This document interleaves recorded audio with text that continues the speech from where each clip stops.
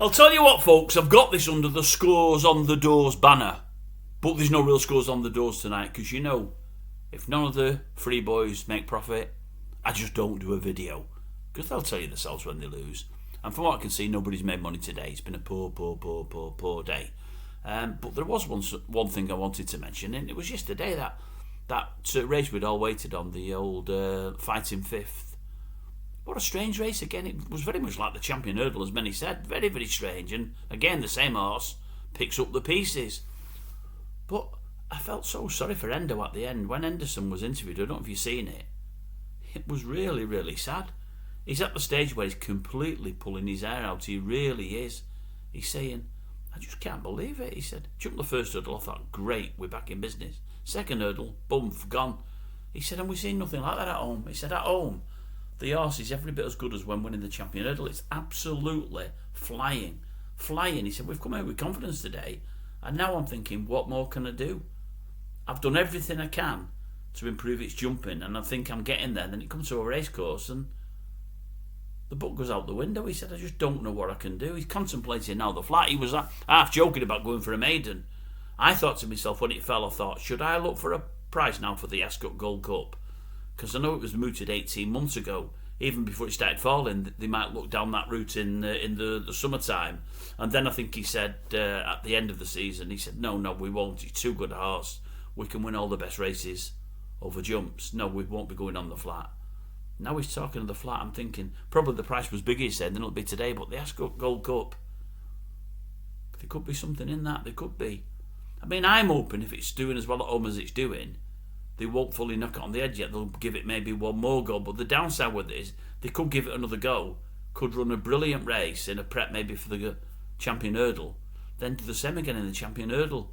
It seems to have a mistake in it now every single race, and each of the mistakes are huge. They're just race costing mistakes. You know, well, it's falling. You're falling, it has cost you the race. Just can't understand it. But then we go up the running and the new one's looking like it's got the race run, although I weren't certain it had. That falls as well. And then you think, well, it's Amsterdam's here for the taking. And then I'm thinking, wait a minute, it's not going to be in the first two, this. I've got Amsterdam going in my ITV 7th place, but I need it in the first two, and I'm thinking, the other horse has come and taken it, and I'm thinking, it's going to be third. And for some reason, Townsend really decided to ride it out, and he did.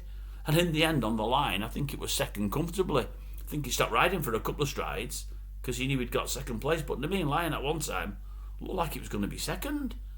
I'm thinking, what's going on here?